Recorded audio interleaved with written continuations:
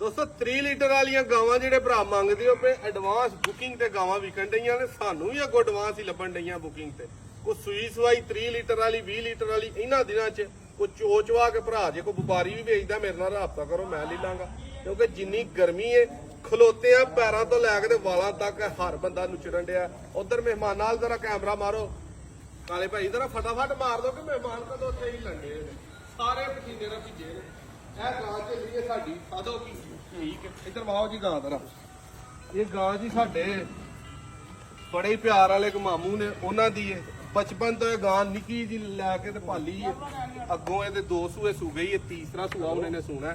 ਇਹਨਾਂ ਭਾਈਆਂ ਨੂੰ ਦਿੱਤੀ। ਇੱਧਰ ਆਓ ਭਾਈ ਜਰਾ, ਕੀ ਗਰੰਟੀਆਂ ਤੇ ਗਾਂ ਡਨ ਹੋਈ ਹੈ ਜੀ? ਗਰੰਟੀ ਪਹਿਲੀ ਹੈਗੀ 30 ਕਿਲੋ ਪਲੱਸ, 3 ਕਿਲੋ ਦੁੱਧ, ਜ਼ੱਚਾ ਤੇ ਬੱਚਾ ਦੋਵੇਂ ਤੰਦਰੁਸਤ। ਜ਼ੱਚਾ ਤੇ ਬੱਚਾ ਹੁਣ ਕੀ ਹੈ? ਬੱਚਾ ਜਿਹੜਾ ਜਾਨ ਦੇ ਥੱਲੇ ਤੇ ਹੋਵੇ ਜ਼ੱਚਾ ਇਹ ਜ਼ੱਚਾ ਹੈ। ਲਓ ਜੀ, ਜ਼ੱਚਾ ਬੱਚਾ ਤੰਦਰੁਸਤ। ਉਸ ਤੋਂ ਇਹ ਬਾਅਦ ਵੀ ਤੁਹਾਡੀ ਨੌਲੇਜ ਵਾਸਤੇ ਵਧਾਤਾ ਸੀ। ਖਾਣ ਪੂਰੇ ਥਨ ਪੂਰੇ ਛਾਟੇ ਮਾਰਦੇ ਇਹ 15-20 ਦਿਨ ਦੋਸਤੋ ਕੱਢਦੀ ਏ।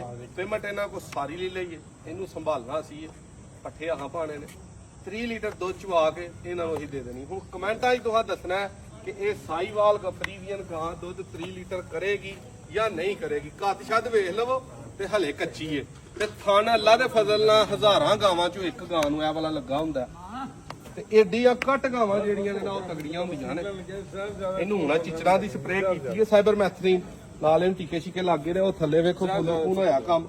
ਤੁਸੀਂ ਵੀ ਸਾਈਬਰਮੈਥ੍ਰਿਨ ਦੀ ਸਪਰੇਅ ਲੈ ਕੇ ਲੀਟਰ ਪਾਣੀ ਦੇ ਵਿੱਚ 1 cc ਪਾ ਕੇ ਲਾਜ਼ਮੀ ਗਾਵਾਂ ਚਾਵਾਂ ਨੂੰ ਕਰਿਆ ਕਰੋ, ਚਿਚੜ ਮਰ ਜਾਂਦੇ ਨੇ। ਕਦੋਂ ਦੀ ਵੀਡੀਓ ਵੇਂਦੇ ਹੋ?